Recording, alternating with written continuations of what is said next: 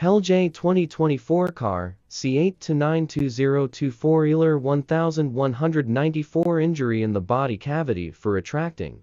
The offense under Section 337D PPC must be direct consequence of the trauma inflicted by the perpetrator and should not be its fallout and byproduct. I cannot resist to mention here that a medical officer is generally considered as a witness of truth in the scheme of things upon which the system of criminal administration of justice is structured. An erroneous opinion given by the doctor, based either upon his incompetency or some sinister design, can bring disastrous consequences for the litigant in a criminal case. The medical officers must realize that by tendering opinion in criminal cases, they contribute in safe administration of justice, which gets polluted by incorrect reports.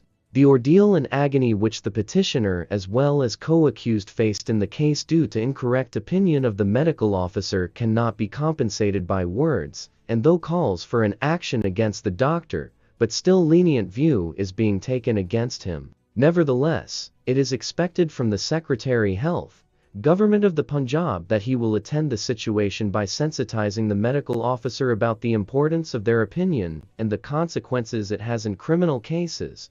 Cr.C. Misc Pre-Arrest Bail 3229B23, Rashid vs. State etc. J.